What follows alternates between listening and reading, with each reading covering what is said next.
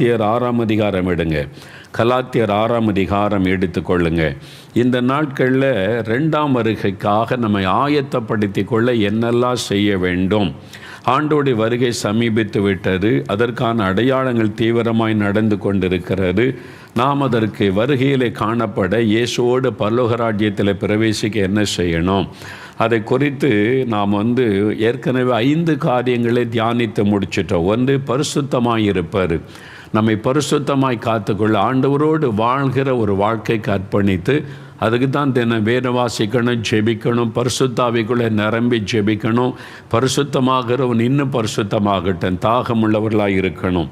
2வது, தேவ சித்தம் செய்கிறவர்களாக இருக்கணும். எதை செய்தாலும் ஆண்டவரிடத்தில் கேட்டு சித்தம் அறிந்து காரியங்களை செய்யணும். 3வது, எத்தனை பாடு உபத்திரவம் நிந்தை வந்தாலும் முறுமுறுக்காமல் இயேசுவில் நிலைத்திருக்கணும். பின்வாங்கி விடாதபடி இயேசுவோடு உள்ள ஐக்கியத்தை காத்து கொள்ளணும். இல்லாட்டா நீங்கள் கைவிடப்பட்டு போயிடுவீங்க. சாத்தான் நரகத்தின் அக்னிக்குள்ளே கொண்டு போய் விடுவான். அடுத்தது நீங்கள் பார்த்தீங்கன்னா ஜெபம் பண்ணுங்கள், இடைவிடாமல் ஜெபம் பண்ணுங்க. எப்பொழுதும் ஜெபம் பண்ணி விழித்திருங்கள் என்று இயேசு சொன்னார். எப்பொழுதுமே ஜெபிக்கிற பழக்கம் உள்ளவர்களாய் நம்ம மாறிவிட வேண்டும். 5வது, சுவிசேஷத்தை அறிவிக்கணும். இயேசுடைய பிரதான கட்டளையை நிறைவேற்றணும். அதை அநேகர் செய்ய ஆரம்பிச்சிட்டீங்க. ஆண்டவருக்கு ஸ்தோத்திரம். 6வது, நன்மை செய்யுங்கள். இதான் கடைசியாக இந்த காரியத்தை தியானிக்கிறோம்.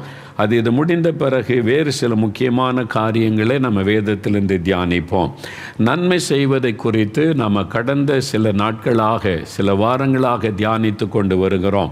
அது எவ்வளோ முக்கியம், அது எப்படியெல்லாம் நன்மை செய்ய வேண்டும் என்று. இந்த நாளில் இந்த கலாத்தியர் 6:9 வாசித்து பாருங்கள். நன்மை செய்கிறதில் சோர்ந்து போகாமல் இருப்போமாக. நாம் தளர்ந்து போகாதிருந்தால் ஏற்ற காலத்தில் அறுப்போம். நன்மை செய்வதிலே சோர்ந்து போகக்கூடாது என்று வேதத்தில் சொல்லப்பட்டிருக்கிறாரு. 2 தெசலோனிக்கேயர் 3ஆம் அதிகாரம் 13ஆம் வசனம் பாருங்களேன். அதுவும் புதிய ஏற்பாட்டில் 285வது பக்கம். 2 தெசலோனிக்கேயர் 3ஆம் அதிகாரம் 13ஆம் வசனம். சகோதரரே, நன்மை செய்வதிலே சோர்ந்து போகாமல் இருங்கள். சரிங்களா? நன்மை செய்வதில் சோர்ந்து போகக்கூடாதான். ஏன்னா சிலர் நம்ம நன்மை செய்து பாருங்கள், அவங்க நன்றி இல்லாமல் நடக்கிறாங்க, நம்மளை ஏமாற்றி விடுகிறார்கள். அதனால் சிலர் சோர்ந்துருவாங்க. இந்த நன்மை செய்கிறதே அவங்க ஏமாத்துறாங்க, அவங்களே நமக்கு விரோதமாக பேசுகிறாங்க. நம்ம ஒரு நல்ல இருதயத்தோட நன்மை செய்தாலும் புரிந்து கொள்ள தெரியல. அவங்க நன்றி இல்லாமல் நடக்கிறாங்க, பொறாமையாக பார்க்குறாங்க. எதுக்கு நன்மை செய்யணும்? சிலருக்குள்ளே சோர்வு. ஆனால் ஆண்டவர் சொல்லுகிறார், என் பிள்ளைகளே, நன்மை செய்வதில் சோர்ந்து போகாதங்க. ஏசு எல்லாருக்கும் நன்மை செய்தார். பிசாசை துரத்தினார், வியாதியஸ்தரை குணமாக்கினார், பசியா உள்ளவங்களுக்கு ஆகாரம் கொடுத்தார். என்ன சொன்னாங்க? பிசாசுகளின் தலைவன் அப்படின்னு இயேசுவை சொன்னாங்க. பைத்தியக்காரன் சொன்னாங்க. ஆனால் இயேசு நன்மை செய்கிறதை நிறுத்திட்டாரா? நிறுத்தலை. தொடர்ந்து செய்து கொண்டே இருந்தார். நாமும் இந்த உலகத்தில் பொறாமை கொண்ட மக்களும் பொல்லாத மக்களும் சூழ்ந்து இருக்கத்தான் செய்வாங்க. அவங்க பொறாமையினால் பேசுவாங்க, விரோதமான காரியத்தை சொல்லுவாங்க, பொய்யான காரியத்தை பழி சுமத்தி கேவலமாக பேசுவாங்க. அவங்களும் செய்கிறதில்லை, செய்கிற ஆட்களையும் விடுவதில்லை. அப்படிப்பட்ட மக்கள் இருப்பாங்க. ஆனால் ஆண்டவர் சொல்கிறாரு, என் பிள்ளைகளே, சோர்ந்து போகாமல் நன்மை செய்யுங்கள் என்று ஆண்டவர் சொல்லி இருக்கிறார். இந்த நன்மை செய்கிறதுனால என்ன பலன், ஆசீர்வாதம் உண்டாகும்? சரி, நான் நன்மை செய்கிறதுனால எனக்கு என்ன பலன்? அடுத்தது நம்ம யாருக்கு நன்மை செய்யணும்? அதை தான் இன்றைக்கி நான் பார்க்க போகிறோம். நன்மை செய்கிறதுனால என்ன பலன் அப்படின்னு நினைக்கிறீங்களா? முதலாவது, ரோமர் 2ஆம் அதிகாரம் 7ஆம் வசனம் எடுங்க. ரோமர் 2ஆம் அதிகாரம் 7ஆம் வசனம். புதிய ஏற்பாட்டில் 209வது பக்கம் பாருங்கள். 209வது பக்கம் எடுத்துட்டிங்களா? ரோமர் 2ஆம் அதிகாரம் 7ஆம் வசனம். பைபிளை புரட்டுங்க, வசனத்தை பார்க்கணும், வசனத்தில் இருக்க தெரியணும். ஏதோ மோகலாம் சொல்கிறான்னு நினைக்கக்கூடாது. இயேசு சொல்லுகிறார், அவருடைய வார்த்தை சொல்லுகிறது, அதில் கவனம் செலுத்தணும். ரோமர் 2:7 பாருங்கள். சோர்ந்து போகாமல் நற்கிரியைகளை செய்து, இங்கே பார்த்தீங்களா, சோர்ந்து போகாமல் நற்கிரியைகள், நல்ல காரியங்களை செய்து மகிமையையும் கனத்தையும் அழியாமையையும் தேடுகிறவர்களுக்கு நித்திய ஜீவனை அளிப்பார். எவ்வளோ பெரிய ஆசீர்வாதம் பாருங்கள். சோர்ந்து போகாமல் நற்கிரியைகளை செய்து கொண்டே இருந்தால் முதல்ல உங்களுக்கு மகிமை கிடைக்கும், கனம் கிடைக்கும், அழியாத ஒரு வாழ்வு, பரலோக பாக்கியம் கிடைக்கும், நித்திய ஜீவன். அதான் அழியாத வாழ்வு, எவர் லாஸ்டிங் லைஃப். இயேசுவோடு கூட நித்திய காலமாய் வாழணும் பரலோகத்தில்னா நீங்கள் நற்கிரியை செய்யணும். வசனம் சொல்லுது பாருங்க, நற்கிரியைகளை சோர்ந்து போகாமல் இருந்தால் இந்த பூமியில் நீங்கள் கனப்படுத்தப்படுவீங்க, மகிமைப்படுத்தப்படுவீங்க. நித்திய ஜீவனை ஆண்டவர் அளிப்பார். ஆண்டவர் கொடுக்கிற கனம் மகிமையை நீங்கள் காண்பீர்கள் என்று வசனம் சொல்லுகிறார். அடுத்து கலாத்தியர் 6:9 மறுபடியும் பாருங்கள். கலாத்தியர் 6:9, 263 பக்கம். நன்மை செய்கிறதில் சோர்ந்து போகாமல் இருப்போமாக, நாம் தளர்ந்து போகாமல் இருந்தால் ஏற்ற காலத்தில் அறுப்போம். அதாவது ஹார்வெஸ்ட், அறுவடை செய்வோம். என்னது நன்மை செய்கிறதுக்கும் அறுவடைக்கு என்ன சம்பந்தம்? இந்த வசனத்தில் எப்படி சொல்லிக்க, நீங்கள் நன்மை செய்கிறீங்கன்னா ஏற்ற காலத்தில் அறுவடை செய்வீங்கன்னா நன்மைகளை நம்ம அறுவடை செய்வோம், ஆசீர்வாதங்களை அறுவடை செய்வோம் என்பதாக ஆண்டவருடைய வசனம் சொல்லுகிறாரு. என்ன அறுவடை செய்வோம்? நீதிமொழிகள் 19:17 எடுங்க. வேத புஸ்தகத்தில் நீதிமொழிகள் 19:17 புரட்டுங்க. பழைய ஏற்பாட்டில் சங்கீதத்துக்கு அடுத்த வருடத்தில் நீதிமொழிகள் எடுத்துட்டிங்களா? 19:17 பாருங்கள். பழைய ஏற்பாட்டில் 779 பக்கம் 17 பாருங்கள். ஏழைக்கு இறங்குகிறவன் கர்த்தருக்கு கடன் கொடுக்கிறான், அவன் கொடுத்ததை அவர் திரும்ப கொடுப்பார். நல்ல வசனத்தை கவனி. ஒரு ஏழைக்கு நீங்கள் இறங்கி உதவி செய்கிறீங்கன்னு வைங்க. ஒரு 100 ரூபா ஒரு ஏழைக்கு உதவி செய்கிறீங்க, அவங்களுக்கு ஒரு ட்ரெஸ் எடுத்து கொடுக்கீங்க, சாப்பாட்டுக்கு உதவி செய்கிறீங்க, ஒரு ஹெல்ப் பண்ணுறீங்க. ஏழைக்கு இறங்கி உதவி செய்தால் அது கர்த்தருக்கு கடன் கொடுக்குறோமா? வானத்தை பூமி உண்டாக்கின ஆண்டவருக்கே நம்ம கடன் கொடுக்குறோமா? பார்த்தீங்களா? இவ்வளோ பெரிய பாக்கியம் இல்லை. ஆண்டவருக்கு நான் கடன் கொடுக்குறப்பா. ஏழைகளுக்கு உதவி செய்யும்போது தேவன் அதை எப்படி எடுத்துக்கொள்ளுகிறார்? நீங்கள் ஆண்டவருக்கு கடன் கொடுத்ததாக எடுத்துக்கொள்ளுகிறார். அது மாத்திரம் அல்ல, அவன் கொடுத்ததை அவர் திரும்ப கொடுப்பார். அந்த வாக்குத்தத்தம். நீங்கள் ஏழைக்கு உதவி செய்தால் தேவன் அதை திரும்ப கொடுப்பாராம். ஆண்டவர் நம்மை ஆசீர்வதிப்பாராம். ஆசீர்வாதமாக அதை நீங்கள் மனுஷர்கிட்ட எதிர்பார்க்காதங்க, நன்றியை எதிர்பார்க்காதங்க. நன்றி இல்லாமல் நடக்கலாம், உங்களுக்கு நன்மை பெற்றாலும் தீமையாக பேசலாம், ஒன்றும் அதை பற்றி எதிர்பார்க்காதங்க. நன்மை செய்து கொண்டே இருங்க. கர்த்தர் அதை கவனித்து அவர் உங்களுக்கு நன்மை செய்து கொண்டே இருப்பார். அவரிடத்தில் இந்த ஆசீர்வாதம் வரும். அதுதான் அறுவடை. ஆசீர்வாதத்தை அறுவடை செய்வது. ஏற்ற காலத்தில் அறுப்பீர்கள் என்று சொன்னால் எல்லாத்துக்கும் ஒரு ஏற்ற காலம் இருக்குல்ல. 3 மாத பயிர் இருக்குது, அதை போட்டால் 3 மாதம் கழித்து அறுவடை பண்ணலாம். 4 மாத பயிர் இருக்கிறது, அது போட்டால் 4 மாதம் கழித்து தான் அறுக்க முடியும். 1 வருஷ பயிர் இருக்கிறத பயிர் செய்தால் 1 வருஷம் கழித்து அறுவடை செய்ய முடியும். அதே மாதிரி ஏற்ற காலத்தில் உங்களுக்கு தேவையான நேரத்தில் அந்த நன்மையை தேவன் உங்களுக்கு தருவார். நீங்கள் இரக்கம் உள்ளவங்க, இறங்கி நீங்கள் ஏழைகளுக்கு உதவி செய்கிறீங்கன்னு சொன்னால் ஆண்டவர் உங்கள் மேலே இரக்கம் வைத்து உங்களுடைய தேவைகளை ஏற்ற நேரத்தில் சந்திப்பார். இதான் அதனுடைய ஆசீர்வாதம். இதில் 2 கொரிந்தியர் ஒரு வசனம் எடுங்க. 2 கொரிந்தியர் 9 நம்ம அடிக்கடி இந்த வசனத்தை பயன்படுத்துவோம். எதுக்குன்னா கொடுக்கிறதுக்கு. காணிக்கை கொடுக்கும்போது இந்த வசனத்தை சொல்லுவாங்க. உற்சாகமாய் கொடுக்கிறவனிடத்தில் தேவன் பிரியமாய் இருக்கிறார் என்பதாலாம் இதை சொல்லுவோம். இல்லை பொதுவாக காணிக்கை கொடுக்கும்போது தான் பயன்படுத்துவோம். ஆனால் இந்த வசனத்தை பாருங்கள், இது எதுக்கு எழுதப்பட்டிருக்குன்னு கவனமாக பாருங்கள். 5வது வசனத்திலேருந்து வாசிக்கணும். 252 பக்கம் எடுத்துட்டிங்களா? 2 கொரிந்தியர் 9 5ஆம் வசனத்திலேருந்து பாருங்கள். ஆகையால் வாக்குத்தத்தம் பண்ணப்பட்டிருக்கிற உங்கள் தான தர்மம் செய்வது லோபத்தனமாய் கொடுக்கப்பட்டதாக இராமல், கஞ்சனாய் கொடுக்காதங்க. உங்களால் 10,000 ரூபா கொடுக்க முடியும், ஆனால் ஒரு 100 ரூபா கொடுக்கறது இவ்வளோ தான் எங்களால் முடியும். ஆனால் உங்களுக்கு இருக்கிற வசதிக்கு நீங்கள் 10,000 கொடுக்க முடியும். ஆண்டவர் சொல்கிறாரு, உங்கள் தான தர்மமானது லோபத்தனமாய் கொடுக்கப்பட்டதாக இராமல் உதாரத்துவமாய் கொடுக்கப்பட்டதாக இருக்கும்படியாக. உதாரமாக கொடுங்க. ஒரு ஏழைக்கு உதவி செய்வதற்கு பிசினித்தனம் பண்ணாதங்க, லோபத்தனமாக இருக்காதங்கன்னு வசனம் சொல்லுகிறது. நீங்கள் ஆண்டவர்களை பார்த்துக்கிட்டே தான் இருக்கார். உங்களை எவ்வளோ ஆசீர்வதிச்சிருக்கிறார். கோடிக்கணக்கான சொத்து, லட்சக்கணக்கான பண வசதி இருக்குது. ஒரு ஏழைக்கு உதவி செய்ய வெறும் 100 ரூபா கொடுக்க, ஒரு 500 ரூபா தரேன்றது. ஆண்டவர் சொல்றார், ஏன் இப்படி லோபத்தனமாக இருக்கிற, நீ தாராளமாய் உதாரத்துவமாய் கொடுக்கணும் அப்படின்னு சொல்லிட்டு பாருங்க. 6வது வசனம், பின்னும் நான் சொல்லுகிறது என்னவெனில், சிறுக விதைக்கிறவன் சிறுக அறுப்பான், பெருக விதைக்கிறவன் பெருக அறுப்பான். இது யாருக்கு எதுக்கு சொல்லப்படுது தெரியுமா? ஏழைகளுக்கு நீங்கள் உதவி செய்யும்போது கொஞ்சமாக கொடுத்தா கொஞ்சமாக தான் அறுவடை. நீங்கள் ஒரு ஒரு ஒரு மூட்டை நெல் விதைச்சிங்கன்னா அதுக்கேற்ற அறுவடை, 3 மூட்டை நீங்கள் நெல் விதைச்சா அதுக்கேற்ற அறுவடை கிடைக்கும். எதுவுமே அப்படி தானே. அப்போ சிறுக விதைச்சா சிறுகத்தான் நன்மையை அறுப்பீங்க. நீங்கள் பெருக விதைத்தால் உங்களுக்கு பெரிய நன்மைகளை, ஆசீர்வாதங்களை தேவன் தருவார், அறுவடையை தருவார் என்று. அப்போ தான் பாருங்கள் 7ஆம் வசனத்தில், அவனவன் விசனமாயும் அல்ல கட்டாயமாயும் அல்ல தன் மனதில் நியமித்தபடியே கொடுக்க கடவன், உற்சாகமாய் கொடுக்கிறவனிடத்தில் தேவன் பிரியமாயிருக்கிறார். தசமபாக காணிக்கை என்பது சபை கொடுக்கிற, அது வேற. இந்த இடத்துல சொல்லப்படுவது தர்ம காரியத்தை குறித்து பவுல் எழுதுகிறார். அந்த காலத்தில் ஒரு பஞ்சம் வந்தபோது எருசலேமில் தேவ பிள்ளைகள் பாதிக்கப்பட்டாங்க. அப்பொழுது பல சபைகளை சார்ந்த ஆண்டவருடைய பிள்ளைகள் அவங்க பணம் கொடுத்து அந்த விசுவாசிகளை தாங்குவதற்கு கொடுத்து அனுப்பினாங்க. அதை குறித்த பவுல் சொல்லும்போது, நீங்கள் கஷ்டப்பட்டுலாம் கொடுக்க வேண்டாம், விசனை வந்துட்டாங்களே ஏதோ கொடுப்பா, அப்படி வேண்டாம். ஆண்டவர் சொல்கிறார், வேண்டாம், கட்டாயமாய் அல்ல, விசனமாயும் அல்ல, கட்டாயம், மனதில் நியமித்தபடி. உங்கள் மனதில் சந்தோஷமாக இவ்வளோ கொடுக்க நியமிச்சிங்கன்னா அதை கொடுங்க. உற்சாகமாய் கொடுத்தாதான், முறுமுறுப்பாக கொடுக்காதங்க.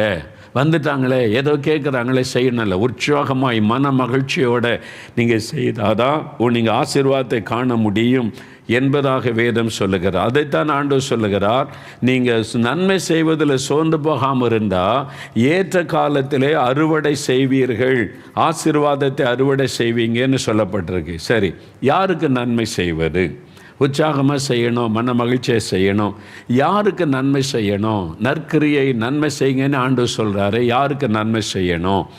கலாத்தியர் 6ஆம் அதிகாரம் 9ஆம் வசனம் மறுபடியும் பாருங்கள். கலாத்தியர் 6ஆம் அதிகாரம் 9ஆம் வசனம் 10வது வசனம் பாருங்கள். 10வது வசனம், ஆகையால் நமக்கு கிடைக்கும் சமயத்திற்கு தக்கதாக யாவருக்கும், விசேஷமாக விசுவாச குடும்பத்தாருக்கு நன்மை செய்ய கடவோம். இந்த வசனத்தில் 2 காரியம் சொல்லியிருக்கு. ஒன்று, யாவருக்கும் நம்ம நன்மை செய்யணும். நம்ம கிராமத்தில், பட்டணத்தில், நம்ம இருக்கிற பகுதியில் இருக்கிற எல்லா மக்களுக்கும். அதில் ஜாதி பார்க்கக்கூடாது, மதம் பார்க்கக்கூடாது, மொழி வித்தியாசம் பார்க்கக்கூடாது. எல்லாருக்கும் நம்ம உதவி செய்யணும் அப்படின்னு தான் ஆண்டோடைய வசனம் சொல்லுகிறாரு. யாவருக்கும் உதவி செய்யுங்க. இவங்கெல்லாம் நம்ம சபையை சார்ந்தவங்க இல்லை, இவங்க கிறிஸ்தவங்க இல்லை, இவங்க நம்ம ஏனால் அப்படி நினைக்காதங்க. நீங்கள் எல்லாருக்கும் உதவி செய்யணும். உங்களை சுற்றி இருக்கிறவங்க என்ன மத நம்பிக்கையில் இருந்தாலும், என்ன மொழி பேசுகிறவங்களா இருந்தாலும், என்ன இனமாக அவங்க நினைத்து கொண்டு இருந்தாலும் எல்லாருக்கும் நீங்கள் உதவி செய்யுங்க. தேவையுள்ள மக்களுக்கு, அதான் பாருங்கள், சமயத்திற்கு ஏற்றத்தக்கது, சமயத்திற்கு தக்கதாக யாவருக்கும் நம்ம உதவி செய்யணுமா. அப்படி உதவி செய்யும்போது நம்ம கவனிக்க வேண்டிய முக்கியமான காரியம் என்ன தெரியுமா? நீதிமொழிகள் 3ஆம் அதிகாரம் 27ஆம் வசனம் எடுங்க. நீதிமொழிகள் 3ஆம் அதிகாரம் 27வது வசனம் திருப்பங்க. நீதிமொழிகள் 3:27 என்ன சொல்லுதுன்னு பாருங்கள். பைபிள் வசனத்தை அப்படியே மனசில் நீங்கள் பதித்து கொள்ளலாம்ல. நீதிமொழிகள் 3ஆம் அதிகாரம் 27வது வசனம் பாருங்கள். 765வது பக்கம் பழைய ஏற்பாட்டில், நன்மை செய்யும்படி உனக்கு திராணி இருக்கும்போது அதை செய்யத்தக்கவர்களுக்கு செய்யாமல் இராதே. நல்ல வசனத்தை கவனிங்க. நன்மை செய்யும்படி உனக்கு திராணி இருக்கும்போது, உங்கள் திராணிக்கத்தக்கதாக, உங்களால் இவ்வளோ தான் கொடுக்க முடியுமா, சந்தோஷமாக கொடுங்க. கடன் வாங்கிலாம் நீங்கள் நன்மை செய்ய வேண்டாம். ஆண்டவர் அப்படி சொல்லுவாண்ட, என்ன இருக்கிறோ அதை கொடுத்து உதவி செய். ஆண்டவர் சொல்லும், 2 வஸ்திரம் இருக்குது, ஒருத்தனுக்கு ட்ரெஸ்ஸே இல்லை, ஒன்றை கொடுத்து உதவி செய். அப்படி தான் சொல்கிறாரே தவிர நீ கடன் வாங்கி செய்யி, உனக்குள்ள எல்லாத்தையும் கொடுத்துட்டு நீ சும்மா இரு, அப்படி ஆண்டவர் சொல்லவில்லை. நன்மை செய்யும்படி திராணி இருக்கும்போது, திராணிக்கு ஏற்றபடி அதை செய்யத்தக்கவர்களுக்கு செய்யாமல் இராதே என்று வசனம் சொல்லுது. செய்யத்தக்கவர்கள், திராணிக்கு ஏற்றபடி செய்யணும், செய்யத்தக்கவர்களுக்கு செய்யணும். அதான் தமிழில் ஒரு பழமொழி சொல்லுவாங்கள்ல, பாத்திரம் அறிந்து பிச்சை போடு அப்படின்னு பழமொழி. அதுதான் வசனம். செய்யத்தக்கவர்களுக்கு செய், நீ தகாத ஆள்களுக்கு செய்யாத. ஏன் அப்படி ஆண்டவர் சொல்லியிருக்கிறார் தெரியுமா? நம்மளை ஏமாத்துறதுக்கு ஒரு கூட்டம், நீங்கள் நன்மை செய்ய ஆரம்பிச்சிட்டிங்கன்னா ஏமாற்றுறதுக்கு ஒரு கூட்டம் வருவாங்க, பொய்யா சொல்லுவாங்க, அவங்களுக்கு தேவையே இருக்காது, அவங்க ஏழையாக கஷ்டப்படுற மாதிரி நடிப்பாங்க, அது மாதிரி. அதனால் செய்யத்தக்கவர்களா, இவங்களுக்கு இந்த உதவி தேவையா, அதை பார்த்து நம்ம செய்யணும் என்பதாக சொல்லப்பட்டிருக்கிறார். அப்போ சிலர்னும் நான் ஆரம்பத்தில் அப்படி தான் நிறைய பேருக்கு வர்றவங்களுக்கெல்லாம், கஷ்டப்படுறவங்களுக்கெல்லாம் ஆண்டவர் சொல்லியிருக்கிறா நம்ம உதவி செய்யணும்னு செய்ய கொண்டிருந்த போது ஒரு சமயம் பாருங்களேன், 2 கையுமே இல்லை. ஒரு நண்பர் வந்தார், இந்த 2 கையுமே இங்கே கட்டாகி இருந்தது. டவல்னால் மூடி இருந்தால் அது அப்படி இப்படி இப்படி அசைத்து எடுத்தால் 2 கையுமே இல்லை. எனக்கு ரொம்ப பக்குன்னு ஆயிட்டு. இவர் எப்படி பஸ்ஸில் ஏறுவார், எப்படி டிக்கெட் எடுப்பார், பஸ்ஸில் தான் வந்திருக்கிறார். 2 கையுமே இது வரைக்கும் கட்டாகிருக்குது. அது மாதிரி ஏதோ ஒரு விபத்தில் அப்போ ரொம்ப பரிதாபம் இல்லை, யாருக்கும் அந்த மாதிரி பார்த்தா இறக்கம் வரும்ல. அவர் வந்து என்னையா அப்படின்னு கேட்டேன். மகளுக்கு கல்யாணம் வச்சுருக்கிறேன், அந்த திருமணத்துக்கு ரொம்ப கஷ்டமான சூழ்நிலை, உங்களுக்கு என்ன செய்யணும் எதிர்பார்க்குறீங்க, வர்றவங்களுக்கு சாப்பாடு கொடுக்கணும், அதுக்கு தான் கொஞ்சம் பணம் எனக்கு தேவை இருக்குது அப்படின்னு சொன்னார். ஆனால் அவர்கிட்ட பேசுகிறேன், எனக்கு ஒரு மேலே ஒரு இறக்கமே வர மாட்டேங்குது. பொதுவாக சாதாரணமாக கஷ்டப்படுற ஒருத்தர் பார்த்தாலே ஒரு மனதுருக்கம் வரும், பரிதாபம் வரும்ல, இறக்க வரும். ஆண்டவர் இறக்கமுள்ள தேவன் மாதிரி நமக்குள்ள ஒரு இறக்கம் வரும். 2 கையுமே இல்லை, இவ்வளோ பேர் அவர் கஷ்டப்பட்டு சொல்கிறாரு, இறக்கமே வர மாட்டேங்குது. எனக்குள்ளே அது மாதிரி ஒரு மாற்றம் வரணுன்னு எனக்கு சந்தேகம் ஆயிட்டு. நான் சொன்னேன், சரி உங்கள் அட்ரஸ் கொடுங்க, எங்கள் ஊர்லேருந்து கொஞ்சம் தூரம் பக்கத்து ஊர் சாத்தான்குளன்னு ஒரு ஊர் இருக்குது. அப்போ உங்கள் அட்ரஸ் கொடுங்க, நான் வந்து உங்களுக்கு பணம் கொடுத்து அனுப்புகிறேன். எவ்வளோ பேர் வருவாங்க கல்யாணத்துக்கு, கொஞ்சம் பேர் தானே சொன்னார். அது ஒரு அளவு சொன்னார். சரி நான் கொடுத்து அனுப்புகிறேன், நீங்கள் போங்கன்னு சொல்லி அனுப்பிட்டேன். அப்போ கல்யாணத்து அன்னைக்கு காலையில் நான் எங்கள் ஊழியத்துலேருந்து ஒரு சகோதரர்கிட்ட கொஞ்சம் பணம் கொடுத்து, ஒரு 7 மனுஷன் வந்தார், 2 கையில் மகளுக்கு கல்யாணமா. ஆனால் நீங்கள் போய் நேரடியாக அவர் வீட்டுக்கு போகாதங்க, அந்த தெருவில் இருக்கிறவிட்ட விசாரிங்க, அவர் வீட்டில் கல்யாணம் நடக்குதான்னு விசாரித்து திருமணம் நடந்தால் இந்த பணத்தை அவர்கிட்ட கொடுத்துட்டு வாங்க அப்படின்னு சொல்லி அனுப்பினேன். அவர் போன வேகத்திலேயே அங்கே வரைக்கும் போயிட்டு சைக்கிளில் மெனக்கெட்டு போயிட்டு, அந்த நாள் ஞாபகம் இருக்குது, அப்போ பஸ்ஸு ஓடலை, ஸ்ட்ரைக்கு. அப்போ அதனால் சரி நம்ம பாதிக்கப்படக்கூடாதுன்னு சொல்லி இவர்கிட்ட நான் காசு கொடுத்து அனுப்புகிற சைக்கிளில் போயிட்டு அந்த வீட்டை தேடி கண்டுபிடிச்சி விசாரித்து திருப்பி வந்தார். என்ன சொன்னார்னா, கல்யாணமே இல்லை, அவருக்கு ஏற்கனவே 2 பிள்ளைகள் கல்யாணம் ஆயிற்று, பொய் சொல்லி இருக்கிறாரு. அங்கே போய் விசாரித்தா அவங்களுக்கு அவருக்கு பிள்ளைகளுக்கு எப்போவோ கல்யாணம் ஆகிட்டா, இப்போ கல்யாணம்லாம் ஒன்றுமே இல்லையே அப்படின்னு சொல்லி போன வீட்டு வாசலில் அவர் உட்காந்துருக்கிறாராம். என்னையாச்சுன்னா ஏதோ பொய்யான காரியெல்லாம் சொல்கிறார். அந்த தெருவில் உள்ளவங்க சொல்லிட்டாங்க, அவர் பொய் சொல்லுவார், ஏமாற்றுவார், இப்படி தான் அப்படின்னு சொல்லி. உண்மையை கேட்டு எனக்கு ஒரு கஷ்டம், உதவி செய்யுங்கன்னு கேட்கலாம், பொய்யானதை சொல்லி பாருங்கள். அதனால தான் எனக்கு அந்த இறக்கமே வரலை. அது மாதிரி இன்னொரு முறை ஒரு விதவை தாயார் வந்தாங்க, தன்னுடைய வாலிப மகள் அழைத்து கொண்டு வந்து அழுகிறாங்க. அப்படி என்னன்னு கேட்டால், வீடு ஒழுகுதையா, நான் ஒரு தையல் மிஷின் வச்சு தச்சு என் குடும்பத்தை நடத்துகிறேன், நான் ஒரு விதவை, என் மகளை படிக்க வைக்கணும், வீடு ஒழுகுது, கூரை போடணும், மழை காலம் வருதுன்னு அழுகிறாங்க. அவங்களும் அழுகிறாங்க, எனக்கு இறக்கமே வர மாட்டேங்குது. ஏதோ சம்திங் ராங்க எனக்கு ஆவியில் ஒரு ஃபீல் பண்ணிவிட்டு, சரி உங்களுக்கு கூரை தானமாக போடணும். ஆமாம், என்னுடைய வீடு இவ்வளோ சைஸ் தான் சொன்னாங்க, அதெல்லாம் கேட்டேன். சரி நான் வந்து எங்கள் ஆளை அனுப்புகிறேன், வந்து பார்த்து உங்களுக்கு அழகாக கூரை போட்டு தந்துடுவாங்க, மழை காலத்துக்கு முன்னால் நீங்கள் போங்க, அட்ரஸ் கொடுங்கன்றேன். இல்லை நீங்கள் ஆளெல்லாம் அனுப்ப வேண்டாம், இதெல்லாம் வர வேண்டாம், நீங்கள் என்ன முடியுமோ காசு கொடுங்க, நான் போட்டுக்கிறேன்றாங்க. இல்லைம்மா நீங்கள் அதுக்கு எவ்வளோ ஆகுன்னு நான் விசாரித்து ஆளை வச்சு கூரையே உங்களுக்கு போட்டு தந்துடுறேன், செஞ்சிட்றேன், நீங்கள் வந்து அட்ரஸ் கொடுத்துட்டு போங்கன்னா அட்ரஸும் தர மாட்டேங்கிறாங்க. வேண்டாம், நீ என்ன முடியுமோ காசு கொடுங்கன்றாங்க, காசுக்காக குறியாக நிற்கிறாங்க. நான் சொன்னேன், இல்லை நீங்கள் அட்ரஸ் கொடுத்துட்டு போனால் நான் ஆள் அனுப்பி உங்களுக்கு நீங்கள் கேட்குற நன்மையை செய்து தருகிறேன், காசு கையில் தரமாட்டேன்னு சொல்லிட்டேன். போயிட்டாங்க அவங்க. பார்த்திங்களா, பொய்யாய் வந்தது. அதே மாதிரி சில ஊழியர்கள் வந்து லெட்டர் எழுதுவாங்க, இனிமேல் சபை கட்டிக்கிட்டு இருக்கோம், பாதியில் நிற்கிது, ஐயா உதவி செய்யணும். பலருக்கு செய்கிறதுனால ஆரம்பத்தில் எனக்கு நிறைய செஞ்சு நிறைய ஏமாற்றப்பட்டதுனால விசாரிக்காமல் செய்கிறதில்லை இப்போ. அதனால் எங்கே போனாலும் விசாரித்து அவங்க நல்ல ஒளி செய்கிறாங்களா, நல்ல சபை நடத்துகிறாங்களா, அவங்களுக்கு நம்ம செய்யணும், தகுதி உள்ளவங்களுக்கு. அதான் வசனம் சொல்லுகிறாரு. பார்த்திங்களா, செய்யத்தக்கவர்களுக்கு தான் உதவி செய்யணும், ஏமாற்றவங்களுக்கு இல்லை. நான் சிலர் அனுப்பி பார்த்தா அவருக்கு இடமும் கிடையாது, சர்ச்சும் கிடையாதுங்க அப்படின்னு சொல்லி அனுப்பிட்டாங்க. அதுக்கு பிறகு தான் நான் வந்து இனி நம்ம எதுவும் ஏமாற்றமான ஒரு காரியத்தை செஞ்சிடக்கூடாது, ஏழை ஜனங்க அனுப்புகிற காணிக்கை வீணாக செலவு செய்து விடக்கூடாது என்று விசாரித்து தான் செய்வது. இப்போ வந்து விசாரிக்காமல் செய்கிற ஆண்டுடைக்கிறவர்கள் தமிழ்நாட்டில் எல்லா மாவட்டத்திலும் நம்ம ஊழியத்தை நேசிக்கிற மக்கள் இருக்கிறாங்க, இந்தியாவின் மாநிலங்கள்லாம் இருக்கிறாங்க. யாருனாலும் அவங்கள விசாரித்து சொல்லுங்கள். அவங்க நல்ல ஊழியம் செய்கிறாங்க, அவங்க நல்ல ஒரு ஊழியக்காரர், கிராமம் ஊழியம் செய்வாங்க, அவங்களுக்கு ஹெல்ப் பண்ணால் ரொம்ப உதவியாக இருக்குன்னா அவங்களுக்கு தான் ஆண்டவர் செய்ய சொல்லுவார். அதே மாதிரி உங்கள் வீட்டுக்கு பக்கத்தில் இருக்கிறவங்க, தெருவில் இருக்கிறவங்கன்னா நீங்கள் அதை விசாரித்து இவங்களுக்கு உதவி செய்தால் அது பிரயோஜனமாக இருக்கும், இவங்க உண்மையாகவே பாதிக்கப்பட்டிருக்கிறாங்க அப்படின்றவங்களை நீங்கள் அறிந்து செய்யத்தக்கவர்களுக்கு நீங்கள் உதவி செய்யணும் என்பதாகத்தான் வசனம் சொல்லுகிறது. அதனால் நீங்கள் ஜெபம் பண்ணுங்க. ஆவியானவர் உங்களுக்கு ஒரு ஏவுதலை கொடுப்பார். யாரும் உதவி கேட்டால் இப்போ தான் உடனே நான் எதுவும் எஸ் சொல்லுவதில்லை. எழுதி கொடுங்க, உங்களுக்கு என்ன தேவை இருக்குது எழுதி கொடுங்க, அதை வைத்து ஜெபம் பண்ணுவேன். அப்போ ஆண்டவர் தெளிவாக இவங்களுக்கு செய் என்று ஏவுதல் கொடுத்தா அவங்களுக்கு மாத்திரை செய்யும்போது தேவன் அதை பார்த்து மகிழ்ச்சி அடைவார். நம்ம கொடுக்குற அந்த பணம் சரியான ஒரு நபருக்கு சரியான விதத்தில் உதவியாக இருக்கிறது. அப்படி செய்யும்போது தான் அந்த பலனையும் ஆண்டவர் நமக்கு தர முடியும். சிலரையாமல் எல்லாருமே நம்ம அப்படி பார்த்துட்டு இருக்க முடியாது. சிலர் போகிற வழியில் கையேந்துவாங்க, குழந்தைகள் வச்சுருவாங்க, குழந்தையா இதுக்கு அதெல்லாம் விசாரிக்காரங்க. உங்களால் முடிந்த ஒரு சின்ன ஒரு 5 ரூபா 10 ரூபா சாப்பாடு கொடுக்க போகிறீங்க, ஒன்றுக்கும் ஆராய்ச்சி பண்ணி கொண்டே இருக்கக்கூடாது. அதில் ஒரு சிலர் ஏமாத்துறவங்க இருப்பாங்க, பரவாயில்ல. ஆனால் இத்தனை பாதிக்கப்பட்ட மக்கள் நீங்கள் ஒன்றுக்கு ஆராய்ச்சி பண்ணாதபடி இருக்கணும். முக்கியமான காரியங்களுக்கு ஜெபம் பண்ணி தேவனுடைய ஆலோசனையின்படி நீங்கள் உதவி செய்யணும். அதனால் செய்யத்தக்கவர்களுக்கு நம்ம செய்யணும் அப்படின்னு பார்க்குறோம். ஒன்று.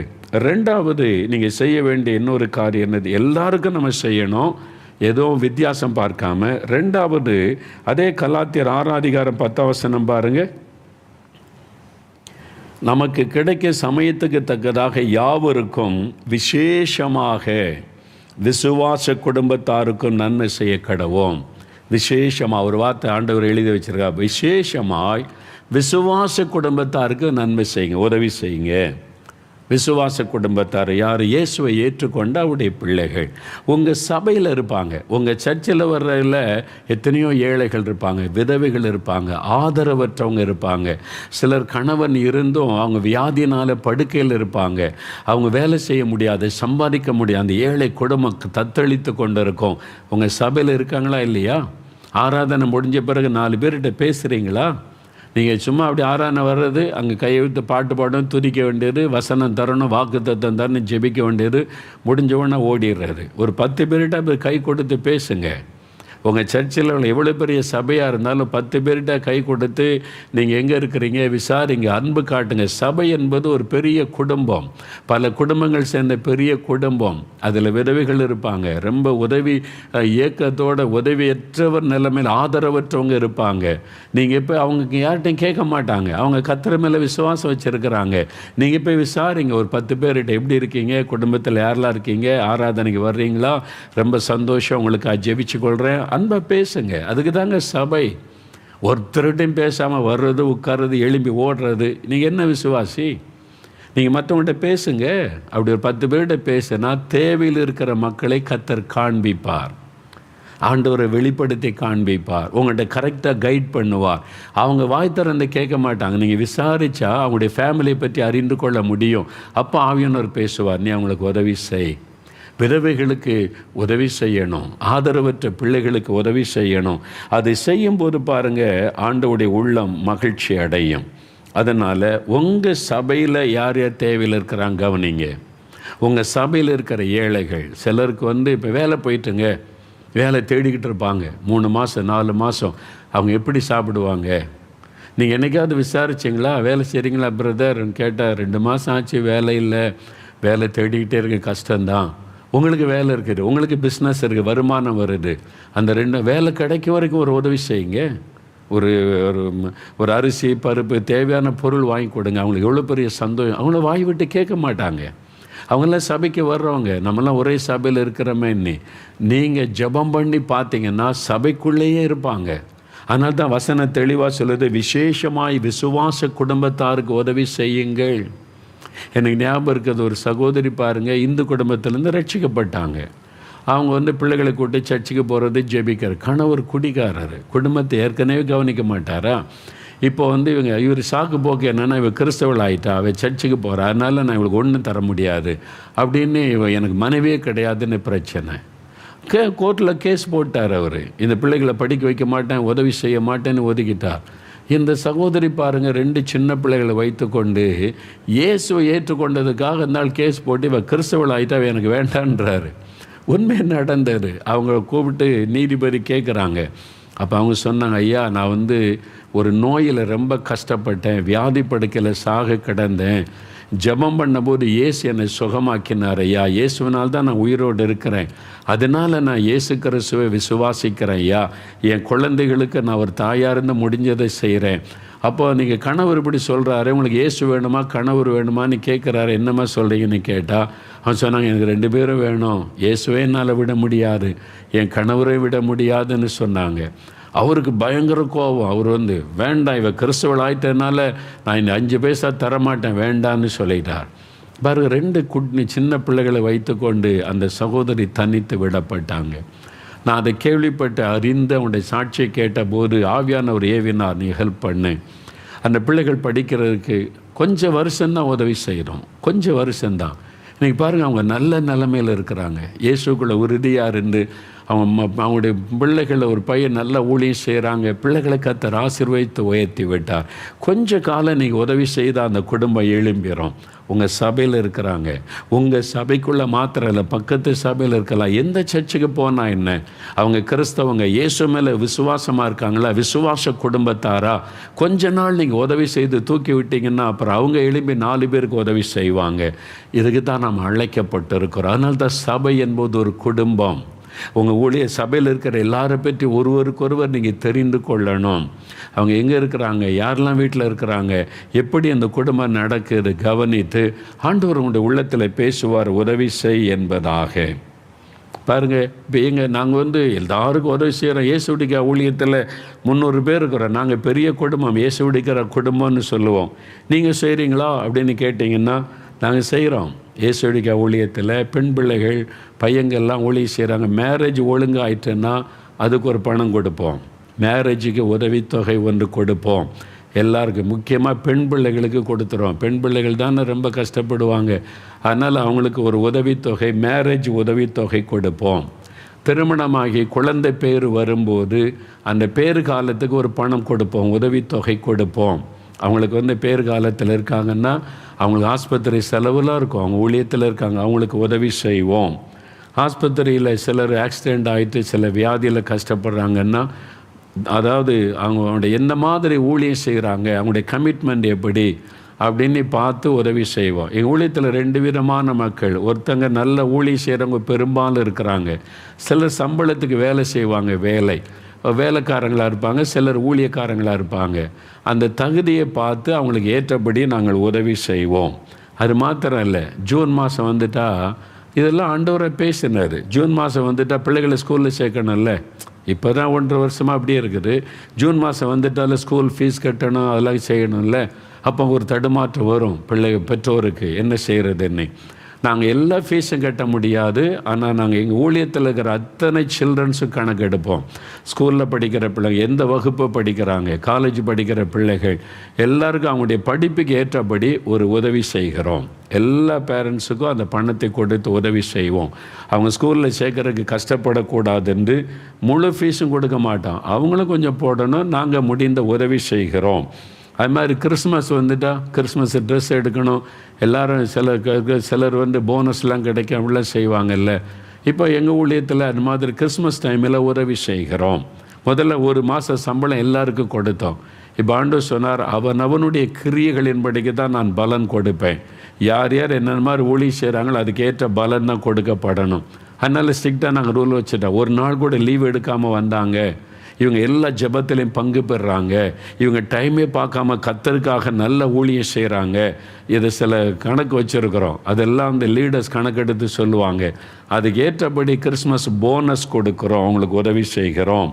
இந்த மாதிரி உண்மையாக ஊழியம் செய்கிறாங்க, நல்ல கடினமாக ஊழியம் செய்கிறாங்க, அவங்களுக்கு ஒரு வாகனம் அங்கே உதவி செய்கிறோம். ஏன்னா இயேசு உடைக்கிறார், எங்களுடைய குடும்பம் முதல்ல எங்களுடைய விசுவாச குடும்பத்தாருக்கு நாங்கள் உதவி செய்கிறோம். வசனத்தில் சொல்லியிருக்குல்ல, அப்போ இது எங்கள் விசுவாச குடும்பத்துக்கும் நாங்கள் உதவி செய்கிறோம்.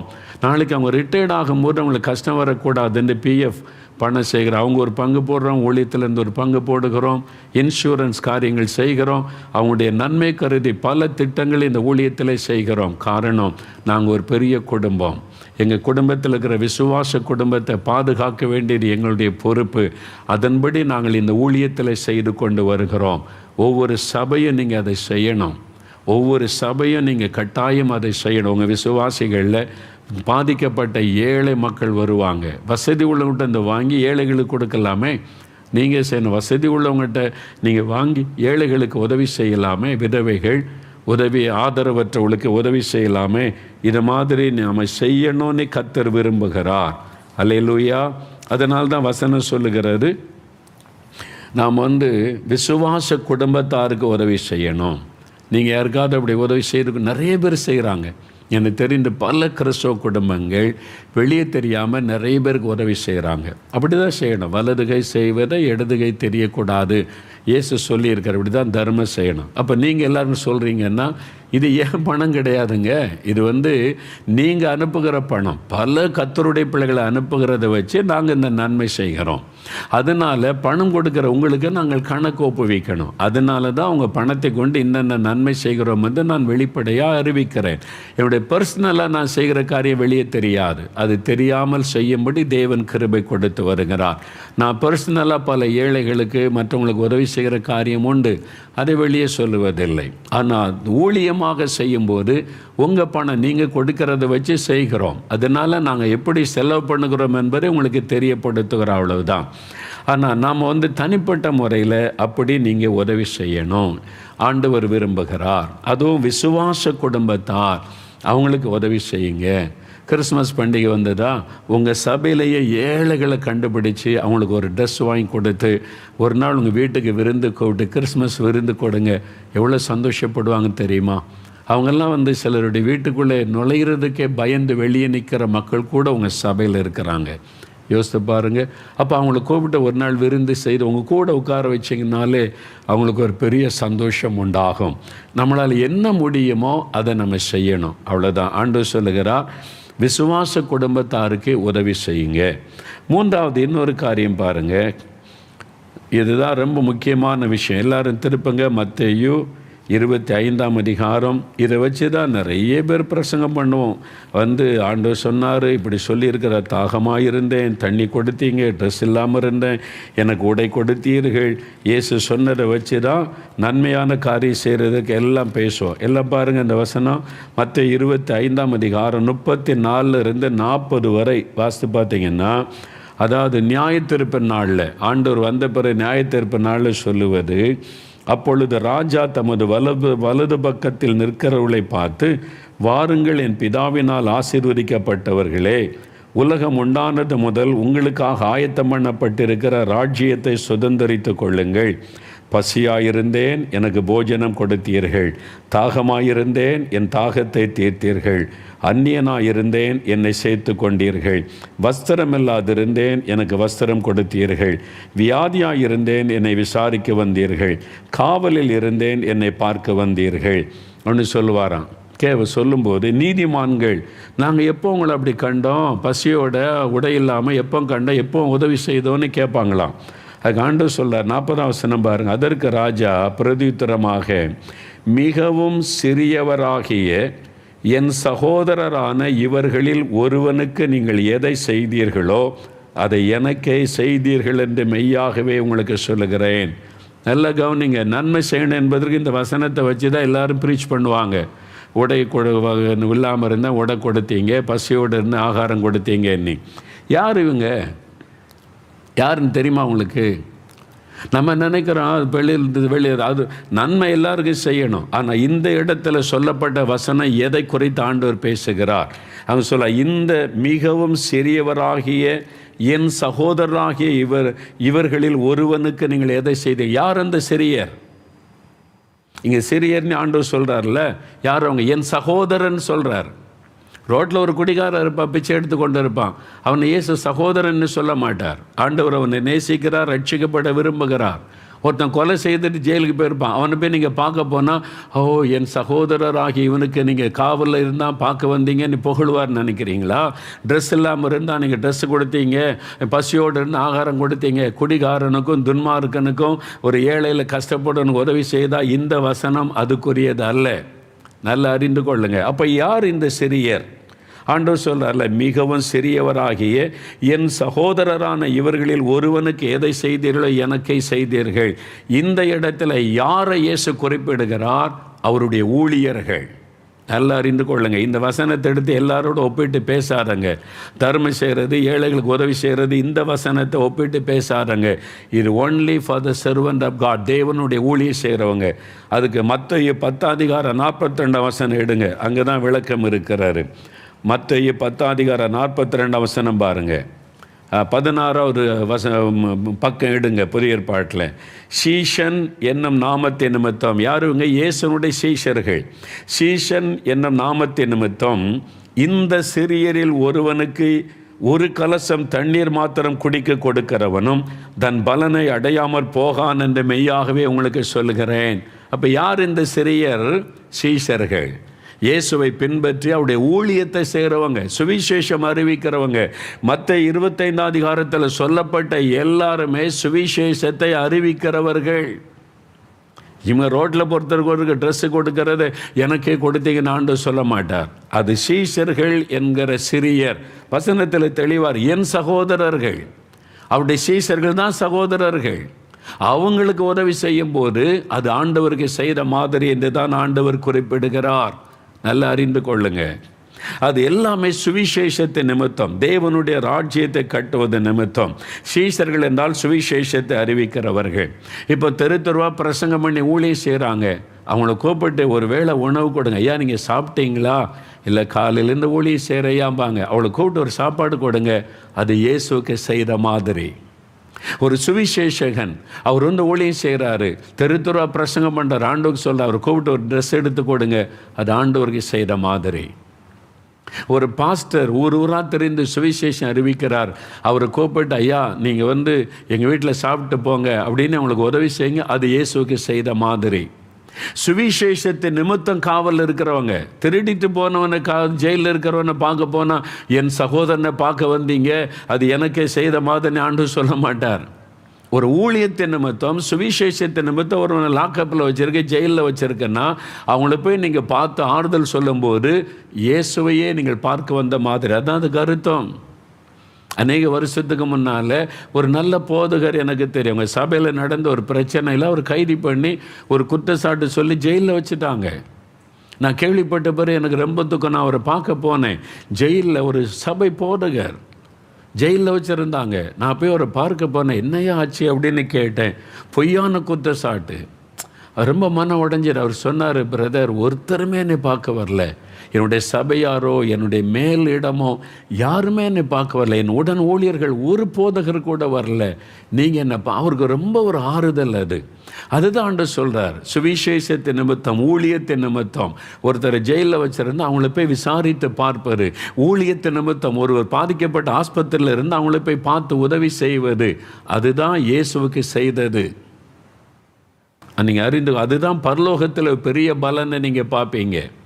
அதை தாண்ட சொல்கிறார், என் மிகவும் சிறியவராகிய என் சகோதரரான இவர்களில் ஒருவனுக்கு. யார் சகோதரன் ஆண்டவர் சொல்லுவார்? நினச்சி பாருங்கள். எல்லாரையும் அவர் நேசிக்கிறார். ஆனால் சகோதரர் என்று யாரை சொல்லுவார் ஆண்டவர்? அவருடைய சீஷர்கள், அவருடைய ஊழியத்தை செய்கிறவங்க, ஆத்துமா பாரம் உள்ளவங்க, அவங்களுக்கு செய்தால் அது ஆண்டவருக்கு செய்த மாதிரி. உங்கள் சபைக்கு உங்களை நல்லா போகிறவங்க பண்ண உங்கள் சபை பாஸ்டர் கூப்பிட்டு என்றைக்காவது விருந்து கொடுத்துருக்கீங்களா? அவங்களுக்கு என்றைக்கா ஒரு ட்ரெஸ் எடுத்து கொடுத்துருக்குறீங்களா? நீங்கள் நல்லா ஊழியம் செய்கிறீங்க, எங்களுக்கு உங்களுடைய ஊழியம் ஆசீர்வாதமாக இருக்குது, உங்கள் சபை ஊழியருக்கு ஒரு ட்ரெஸ் எடுத்து கொடுத்து அவங்கள வாழ்த்தி இருக்கிறீங்களா? அது இயேசுக்கு செய்கிற மாதிரி. அவங்க பாதிக்கப்பட்டால் நீங்கள் போய் விசாரிக்கும் போது இயேசுவை விசாரிக்கிற மாதிரி. அதைத்தான் ஆண்டவர் மத்தேயுல சொல்லுகிறார். சும்மா ஏழைகளுக்கு கொடுத்தேன் பரலோகத்துக்கு போயெல்லாம் நினைக்காதுக்கு போக முடியாது. ரட்சிக்கப்படணும், அபிஷேகம் பெறணும், பரிசுத்தமாக வாழணும், அவருக்கு நல்ல இருதயத்தோடு நன்மை செய்யணும். அதுவும் இந்த மாதிரி இயேசுடைய சீஷர்களுக்கு உதவி செய்யணும். அவங்க தான் பரலோகத்தில் பலன். நீ ஜெபமும் பண்ணுறதில்ல, ஆத்மாதயமும் செய்கிறதில்ல, பணத்தை வச்சுக்கிட்டு ஏழைகளுக்கு உதவி செய்கிறேன், பரலோகத்து போன ஆண்டவர் என்னை கூப்பிடுவார், நீ வா, நான் பசியாக இருந்தேன், சாப்பாடு கூப்பிடவே மாட்டார். அது இந்த உலகத்திலே பலன் கிடைச்சிடும், அவ்வளோதான். பரலோகத்தில் பலன் கிடைக்காது. நீ ஏழைகளுக்கு உதவி செய்தியா, கர்த்தர் திரும்ப கொடுப்போம், உலகத்திலே தந்துடுவார். அது இங்கே உலகத்தில் இந்த பலன் அடைந்து தீர்ந்துருவீங்க. பரலோகத்துக்கு போகணுமானா ஊழியத்தின் மீது கரிசனையோடு ஆத்தும ஆதாயம் செய்கிறவங்க, தேவனுடைய ராஜ்யத்தை கட்டுறவங்க, சுவிசேஷத்தை அறிவிக்கிறவங்களுக்கு உதவி செய்தால் பரலோகத்தில் உங்களுக்கு பலன் பெருகும். அறிந்து கொள்ளுங்க. அப்போ அவருடைய சீஷர்கள் அவருடைய நாமத்தை அறிவிக்கிறவங்க மேலே நீங்கள் அதிகமாக கவனம் செலுத்தணும். உண்மையாக ஊழியம் செய்கிறவங்க, ஏமாத்துறவங்கள. ஊழியக்காரன்ற பேரில் சும்மா ஏமாற்றி கொண்டு ஊழியமே செய்யாமல் ஊர் சுற்றி கொண்டு இருக்கிற சுவிசேஷங்கள் இருக்கிறாங்க, பாஸ்டர்மார் இருக்கிறாங்க, பிஷப்மார்கள் இருக்காங்க. ஒரு நயா பைசாக்கு பிரயோஜனம் கிடையாது. ஒருத்தருக்கு சுவிசேஷம் சொன்னது கிடையாது, ஒருத்தரை ரட்சப்புகளை நடத்துவதில்லை. வெறுமனை அங்கி போட்டுக்கொண்டு பாஸ்டர் என்று சொல்லிக்கொண்டு செய்கிற ஒரு சிறு கூட்டம் இருக்கிறார். எல்லாரும் அல்ல, பெருங்கூட்டம் நல்லா பாடுபட்டு உழைத்த ஊழியம் செய்கிறாங்க. ஒரு சிறு கூட்டம் ஏமாற்றுகிறவங்க சுற்றி தெரிகிறாங்க. இதை சொல்லி வயிறு தான் உடைய தேவன், வைத்த பிழைப்புக்காக அவங்களுக்கு செய்தால் ஆண்டவர் சொல்லுவார், நீ ஏமாத்துறவனுக்கு ஏன் கொடுத்த, நீ அவனுக்கு கொடுத்து அவனை கள்ளன் ஆக்கிட்ட, உனக்கு தரம் இடரல் ஆயிட்டான் அப்படின்னு உங்கள் பலனே இல்லாமல் போயிடும். நீங்கள் நல்ல தேவனுடைய ராஜ்யத்தை கட்டுகிற பணிக்கு கொடுத்தாதான் பரலோகத்தில் அது அங்கீகரிக்கப்படும். நீங்கள் கள்ளனுக்கும் துன்மார்க்கனுக்கும் கள்ள தீர்க்கதரிசிக்கும் கள்ள போதகனுக்கும் ஏமாற்றுகிற பொய்யனுக்கும் நீங்கள் கொடுத்த ஊழியத்தை கொடுத்தேன்னு ஆண்டு சொல்லுவார், இது ஏன் பங்கில் வரல, பரலோகத்தில் வரலன்னு சொல்லிடுவார். அதனால் யாருக்கு செய்கிறீங்க, அவங்க என்ன செய்கிறாங்க, நீங்கள் கொடுக்குற பணத்தை வைத்து அதை வைத்து தேவனுடைய ராஜ்யத்தை கட்டுறாங்களா, 4 பேருக்கு சுவிசேஷம் சொல்கிறாங்களா, அது மூலம் ஆத்மா ரட்சிக்கப்படுறாங்களா, கவனித்த உதவி செய்தால் அப்போ ஆண்டு சொல்வார், இந்த சிறியரில் ஒருவனாகிய என் சகோதரனுக்கு நீங்கள் செய்தீங்க. ஏமாத்துறவனை சகோதரன் சொல்ல மாட்டார். அவங்க பிசாசின் ஊழியக்காரர் என்று பைபிள் இருக்குது, சாத்தானுடைய ஊழியக்காரர்கள். அவங்க கள்ள தீர்க்க தரிசனம் சொல்கிறவங்க, கள்ள போதகர்கள், கள்ள சகோதரர்கள், கள்ள ஊழியர்கள், சாத்தானுடைய ஊழியத்தை நிறைவேற்றவங்களும் இயேசுவின் பெயரை சொல்லிக்கொண்டு அவங்க வேடம் அணிந்து கொண்டு சுற்றி தெரிகிற அநேகர் இருக்கிறாங்க. அவங்களுக்கு நீங்கள் காணிக்க கொடுத்து உதவி செய்தீங்க, இருக்கிறதை இழந்து போயிடுவீங்க. அதனால் நீங்கள் யாருக்கு செய்யணும்னு கவனிக்கணும். உங்களுடைய பணம் வீணாகி விடக்கூடாது. அதனால தான் பாருங்கள், நாங்கள் எல்லாத்தையும் நீங்கள் கவனிக்கிறாரு. நீங்கள் நல்ல ஏழை ஊழியக்காரங்க எத்தனையோ பேர் தெருக்களில் பிரசங்கம் பண்ணுவாங்க. இப்போ எனக்கு தெரிந்த நிறைய சுவிசேஷங்கள் ஊழியக்காரங்க இருக்காங்க. உண்மையாக ஊழியம் செய்கிற பாஸ்டர்மார் தெரியும் எனக்கு, உண்மையாக ஊழியம் செய்கிற நல்ல சுவிசேஷங்கள் தெரியும். அவங்க கஷ்டப்பட்டு ஊழியம் செய்கிறாங்க.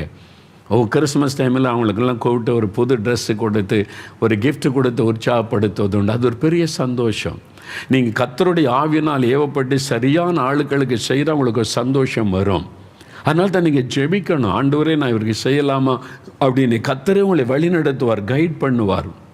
பாருங்கள், வட இந்தியாவிலிருந்து நாம் இது மாதிரி ஹெல்ப் பண்ணணும்னு தெரிஞ்சவொடனே தொடர்பு கொண்டாங்க. நாங்கள் கொஞ்சம் பாஸ்டர்மாரெலாம் இருக்கிறோம், கிராமத்தில் சபை நடத்துகிறோம், கொரோனா காலத்தில் சர்ச்சை நடத்த முடியல, கஷ்டப்படுகிறோன்னு சொல்லி வட இந்தியாவிலிருந்து அப்படின்னு அங்கே கர்த்தர் ஆண்டுடைய கிருபையினால் நமக்கு ஊழியத்தின் ஆட்கள் தந்திருக்கிறார். உடனே அவங்களோட தொடர்பு கொண்டு இவங்களை போய் விசாரிங்க, இந்த மாதிரி இருக்காங்களான்னு கேட்டால் விசாரித்து அவங்களுக்கு எல்லாம் உதவி செய்ய தேவன் கிருபை கொடுத்தார். சரியான ஆள் மூலமாக சரியான தேவை உள்ள மக்கள் கையில் அது போய் கிடைக்கணும், அதான் முக்கியம். இடையில ஏமாற்றி விடுகிற மக்கள் இருக்கிறாங்க, அதில் நீங்கள் கவனமாக இருக்கணும். அதனால தான் நாங்கள் விசாரித்து செய்வது. கிறிஸ்மஸ் வந்துட்டால் ஒரு ஏழை ஊழியக்காரங்க ரோடாக பிரசங்கம் பண்ணி தெருவாக பிரசங்கம் பண்ண எத்தனை பேர் சிறுவர் ஊழியம் செய்கிறாங்கங்க. அவங்களாம் வெளியே தெரியாது, சிறுவர் ஊழியம் செய்கிறாங்க. தெருவாக போய் கிராமம் சின்ன பிள்ளைகளுக்கு ஊழியம் செய்கிற சிறுவர் ஊழியத்துக்கு நம்ம யாரும் ரொம்ப சப்போர்ட் பண்ணுவதில்லை. நாங்கள் பாருங்கள், அதனால் ஒரு 20-25 பேரை கூப்பிட்டு அவங்களுக்கு கொஞ்சம் பொருள்லாம் வாங்கி கொடுத்தோம், நல்ல உற்சாகமாக செய்யுங்க அப்படின்னு சொல்லி. அது ஆண்டவருக்கு சந்தோஷம், ஆண்டவருக்கு பெரிய. உண்மையாக ஊழியம் செய்கிறவங்களுக்கு உதவி செய்யுங்க. அப்போ நீங்கள் பணத்தை வீணாக்காதங்க. ஒரு பிஸ்னஸ்மேன் வந்துருமே சொன்னேன், பிரதர் நான் ஜெபம் பண்ணி தேவனுடைய தெளிவான நடத்தது இல்லாமல் 5 பைசா காணி கொடுக்க மாட்டேனார். நான் நிறைய கொடுப்பேன் கர்த்தருக்காக, அதுக்கு தான் கர்த்தரை என்னை ஆசீர்வதிக்கிறார். அதனால் வர்ற எல்லாருக்குமே நான் கொடுக்க மாட்டேன். நான் கொடுக்குறேன்னு தெரிஞ்சு பலர் வருவாங்க, எல்லாருக்கும் கொடுக்க மாட்டேன். ஓப்பனாக சொல்லிடுவேன், நான் ஜெபிக்கிறேன், ஆண்டவர் சொன்னால் உங்களுக்கு தருவேன், போயிட்டு வாங்கன்னு அனுப்பிடுவேன் அப்படின்னு சொன்னார். அதனால் நான் ஜெபம் பண்ணுவேன். ஆனால் கர்த்தருக்கு கொடுக்க வேண்டிய அளவு நான் கொடுக்குறேன். நல்ல ஊழியக்காரர்களை கர்த்தர் காண்பிப்பார். அவங்களுக்கெல்லாம் நான் கொடுக்குறேன் பிரதர். கர்த்தர் என்னை ஆசீர்வதிக்கிறார் என்று சொன்னார். அதுதான் சரியான முறை, ஜெபிக்கணும். அப்போ ஆண்டவர் சொல்லுங்க, அப்போ எப்பவும் பரிசுத்த ஆவியினுடைய நடத்துதலோடு செய்யணும். நான் சொன்னேன் ஏற்கனவே, என்னுடைய பையில் 2 கவர் இருக்கும். ஒன்று ஊழியர்களுக்கு கொடுக்கறதுக்கு ஒரு தசமபாகம், இன்னொன்று ஏழைகள் மாதிரி பாதிக்கப்பட்ட மக்களுக்கு, அதாவது ஆதரவற்ற மக்களுக்கு கொடுக்குற தசமபாகம் எப்போ என்னுடைய கைப்பைக்குள்ளே வச்சுருப்பேன். போகிற வழியில் அங்கங்கே சந்திக்கும் போது ஆண்டவர் யாருக்கு கொடுக்க சொன்னாலும் கொடுக்க ரெடியாக, பெரும்பாலும் நான் அப்படி ரெடியாக இருப்பேன். ஒரு சமயம் எனக்கு ஞாபகம் இருக்குது, சென்னையிலேருந்து வரும்போது ஒரு வீட்டில் ஜெபிச்சுட்டு வரும்போது காணி கொடுத்தாங்க. நல்லா இவ்வளோ சைஸ் கவருக்குள்ளே வைத்து, நான் உடனே அதை எண்ணி பார்க்கல. வீட்டுக்கு வந்து ஜெபம் பண்ணி அப்புறம் திறக்கிறது, அதை அப்படியே பைக்குள்ளே வைத்திருந்தேன். வர்ற வழியில் ஒரு டீ கடையில் டீ குடிப்பதற்கு வண்டியை நிறுத்தினாங்க டிரைவரில். அப்போ நானும் கொஞ்சம் இறங்கி நின்றேன். அப்போ ஒரு கிராமத்தில் ஊழியம் செய்கிற ஒரு ஊழியர், நான் முன்ன பின் அவர் பார்த்ததில் பழகலை, நம்மளே தெரியல, ஓடி வந்து பேசினார், பிரதர் என்று சொல்லி சந்தோஷமாக பேசினார். அவர் வந்து என்னை பார்த்துட்டு சந்தோஷமாக வந்து பேசினார். வேறு ஒன்றும் அவர் எதிர்பார்க்கலாம் இல்லை. ஆனால் அவர்கிட்ட எப்படி இந்த கிராமத்துக்கு வந்தீங்க அப்படின்னு கேட்டேன். அவர் சொன்னார், எனக்கு வந்து ஆந்திர மாநிலம், நான் ஜெபிக்கும் போது ஆண்டவர் தமிழ்நாட்டுக்கு இந்த கிராமத்துக்கு போன்னு சொன்னார். இங்கே வந்து ஊழிங்க யாரையுமே தெரியாது, இப்போ தமிழ் கற்றுக்கொண்டேன், நிறைய ஆத்துமாக்களை ஆண்டவர் தந்திருக்கிறாரு சந்தோஷமாய் சொன்னார். அவர் ஒரு எதிர்பார்ப்பு மேலே ஒன்றும் கேட்கல. ஆண்டவர் பேசினார், உன் காணிக்கை அவன்கிட்ட கொடுன்னு சொன்னார். அந்த கவரில் எவ்வளோ இருக்குன்னு கூட நான் எண்ணலை. ஆண்டவர் சொன்னார், அது அப்படியே கொடு என்று சொன்னார். நான் அதை அப்படியே அந்த கவரை எடுத்து, இது கர்த்தர் உங்களுக்கு தருகிறார், நீங்கள் சந்தோஷமாக ஊழியம் செய்யுங்கன்ட்டு வந்தேன். அதில் எவ்வளோ இருந்துன்னு இன்றைக்கு வரைக்கும் எனக்கு தெரியாது. ஆனால் கர்த்தர் கொடுக்க சொன்னார். ஒரு முறை ஒரு ஊழியத்தை முடிச்சுட்டு வரோம், இதே மாதிரி ஒரு டீ கடையில் டீ குடிக்க எல்லோரும் இறங்குனாங்க. நானும் இறங்கி அப்படி நின்றேன், அந்த கடையை பார்த்து கொண்டு இருந்தேன். ஒரு ஊழியக்காரர் ஓடி வந்தார். வந்து ஒரு பாஸ்டர், அவர் சொன்னார், இங்கே சபை வச்சுருக்கேன் பிரதர், இப்படி நடக்குது, ரொம்ப சந்தோஷமாக நாங்களும் எழுப்புதலுக்கு ஜெபிக்க. நல்ல அவரோட பேசும்போது ஆத்மா பாரமுள்ள ஒரு மனிதர். அவர் ஒன்றும் எதிர்பார்க்கல, அவ்வளோதான், அன்பாக பேசி கொண்டு இருந்தார். ஆவியானவர் பேசினார், நீ அவனுக்கு கொடு என்று சொல்லி. அப்போ நான் வந்து பைக்கெட்டில் இந்த காணிக்கை எடுத்து அவர் கையில் நான் கொடுத்தேன். நான் அப்படியே பார்த்தார். எதுக்கு பிரதர்னார். இல்லை, கர்த்தர் கொடுக்க சொல்கிறாரு, உங்களுடைய தேவை இதன் மூலமாக சந்திக்கப்படும் அப்படின்னு சொல்லிட்டு. அப்போ அவருக்கு ஏதோ ஒரு தேவை இருக்குது. கர்த்தர் அதை அறிந்து சரியாக நம்மளை சந்திக்க வைப்பார். சரியான ஊழியக்காரர் நம்மளை நடத்துவார். நான் ஜெபம் பண்ண, உங்கள் சித்தமில்லாத யாரும் என்னை சந்திக்கக்கூடாது, உங்கள் சித்தமானவங்க தான் என்னை சந்திக்கணும், இந்த காணிக்கை சரியான ஆள் கையில் நான் கொடுக்கணும் ஆண்டவரே அப்படின்னு ஜெபம் பண்ணி தான் எடுத்து வைப்பேன். அழகாக கர்த்தர் நடத்துவார். நீங்கள் ஜெபம் பண்ணி ஆண்டோடைய வழி நடத்துதலோடு செய்யுங்க.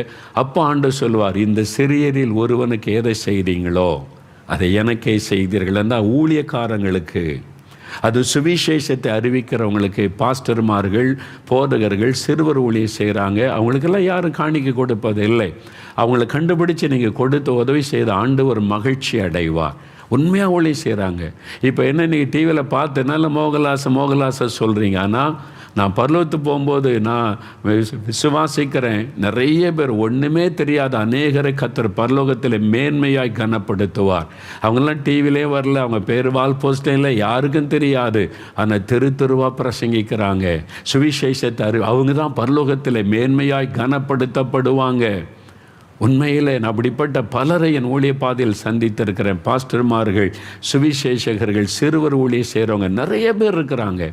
நீங்கள் வந்து உங்கள் ஆண்டவர் கைட் பண்ணுவார். நான் ஆண்டவரை இந்த காணிக்கை நான் யாருக்கு கொடுக்கணும்னு ஜெபிச்சிங்கன்னா சரியான ஒரு ஊழியக்காரர் கைட் பண்ணுவார். அவங்களுக்கு செய்து பாருங்கள், உங்களுக்குள்ள ஒரு மகிழ்ச்சி இருக்கும். அவங்க ஆசீர்வதிக்கும் போது அந்த ஆசீர்வாதம் உங்களுக்கு மெய்யாய் வந்து பலிக்கும். அதனால் தான் ஆண்டவர் சொல்கிறார், இந்த சிறியரில் என் சகோதரரான இவர்கள். சும்மா ரோட்டில் நிற்கிறவன்னு அவனுக்கும் உதவி செய்கிறது சகோதரன்னு சொல்ல மாட்டார் ஆண்டவர். அது ஏழைகளுக்கு உதவி செய்வார், அதுக்கும் பலன் உண்டு. ஏழைகளுக்கு உதவி செய்கிறவன் கர்த்தருக்கு கடன் கொடுக்கிறான், கர்த்தர் திரும்ப தருவார். இந்த உலகத்தோடு பலன் முடிஞ்சிடும். ஆனால் ஊழியர்களுக்கு உதவி செய்யும் போது பரலோகத்தில் நீங்கள் கனப்படுத்தப்படுவீங்க. அதனால் மத்தேயு 25 அதிகாரத்தில் சொல்லப்பட்டது எல்லாமே தேவனுடைய ராஜ்யம் கட்டுமான பணியோடு சம்பந்தப்பட்டது. நீங்கள் ரெண்டுக்குள்ள வித்தியாசத்தை விளங்கி கொள்ளுங்க. ஊழியம், தேவனுடைய ராஜ்யம் கட்டப்படுவதோடு சம்பந்தப்பட்டது தான் மற்ற 25 அதிகாரத்தில் இயேசு சொல்லுவது.